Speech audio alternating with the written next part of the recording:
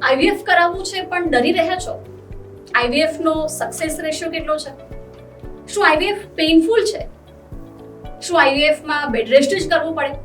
આ તમામ સવાલોના જવાબ જાણવા માટે જુઓ આ પોડકાસ્ટ. નમસ્કાર દર્શક મિત્રો.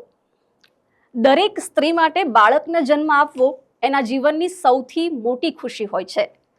દરેક ઘરમાં બાળકની કિલકારી ગુંજવી એ દરેક દંપતીનું સૌથી મોટું સુખ હોય છે.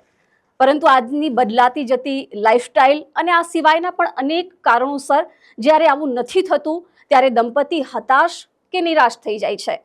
પરંતુ આ હતાશ અને નિરાશ થયેલા દંપતીઓ માટે આશાનું કિરણ છે ઇન્દિરા આઈવીએફ સેન્ટર.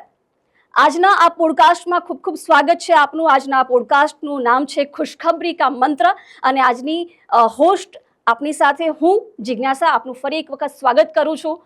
તો આજના આપણા ગેસ્ટ છે ડૉક્ટર પાર્થ જોશી કે જેઓ MBBS with MD gold medallist છે અને ગુજરાતની ખ્યાતનામ વડોદરાની MS યુનિવર્સિટીમાંથી એમને ડિગ્રી પ્રાપ્ત કરેલી છે.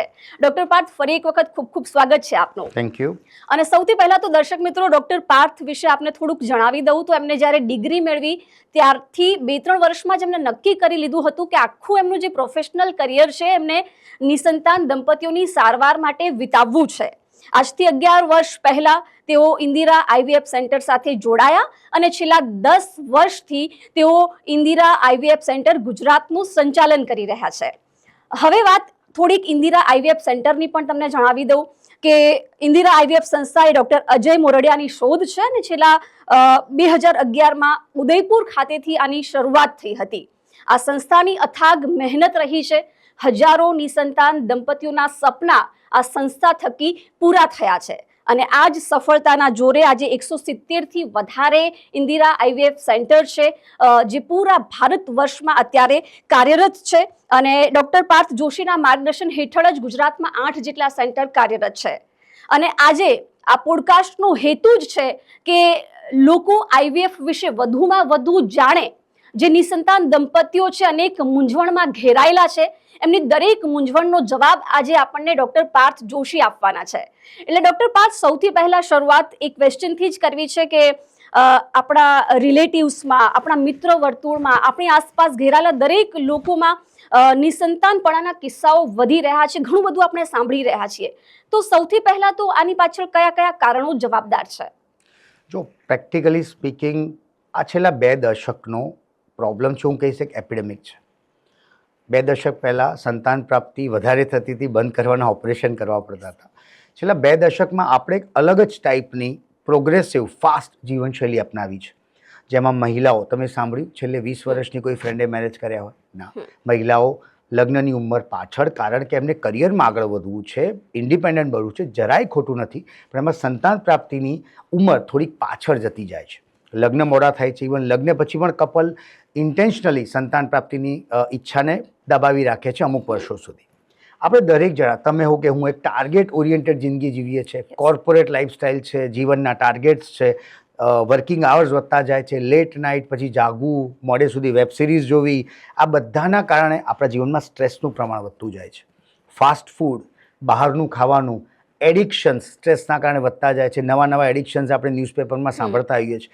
આ બધાએ મળી ઝૂલીને આપણી પ્રજનન ક્ષમતાને, ખાસ કરીને આપણી પેઢીની પ્રજનન ક્ષમતાને ઘણી ઓછી કરી દીધી છે આપણા પૂર્વજો કરતાં, આપણી આગલી પેઢી કરતાં. અને આવનારી પેઢીનું તો શું થશે ભગવાન જાણે. એટલે ઓવરઓલ તમારી વાત સદંતર સાચી છે કે નિસંતાનતા એ આજની તારીખનો એક લગ્ન કર્યા પછીના દંપતીનો એક સળગતો પ્રશ્ન બની શકે છે. બિલકુલ. એટલે ડૉક્ટર, બેઝિક જે કારણો છે એની આપણે જે વાત કરી, બદલાતી જતી લાઈફસ્ટાઈલ હોય, સ્ટ્રેસ હોય, જંક ફૂડ હોય, અથવા એ સિવાયના પણ લોકોના પોતાના સપનાઓ હોય કે લેટ મેરેજ કરી લઈશું, પહેલાં સક્સેસ મેળવી લઈએ. પરંતુ આ બધાની વચ્ચે પણ મુખ્ય કયા કારણો છે કે જે એક સ્ત્રીને મા બનતા રોકે છે? જો કારણો સાયન્ટિફિક રીતે સમજાવું એના પહેલાં હું સંતાન પ્રાપ્તિ, રિપ્રોડક્શનને સાયન્ટિફિક રીતે સમજાવવા માંગીશ. મહિલા અને પુરુષમાં કયા અવયવનો શું રોલ છે? મહિલાની સ્ત્રીમાં એક બેઝિક ડિફરન્સ ઉપરવાળાએ કરેલો છે કે પુરુષને સ્પર્મ બનવા માટે ટેસ્ટિસમાં એકંદરે ફેક્ટરી જ આપેલી છે જેનું કામ કદી બંધ થતું નથી. જ્યારે મહિલાને આપી છે એક ફિક્સ ઉંમર, એક ફિક્સ ડિપોઝિટની જેમ ઈંડા સાથે મહિલા પેદા થાય છે. આ જ ઈંડાઓની સંખ્યા અને ઉંમરને ધ્યાનમાં રાખવું જનરલાઇઝ રીતે વાત કરું તો 21 થી 30ની ઉંમર બેસ્ટ હોય છે રિપ્રોડક્શન માટે, જે આજની તારીખમાં આપણે નીકાળી દઈએ છીએ.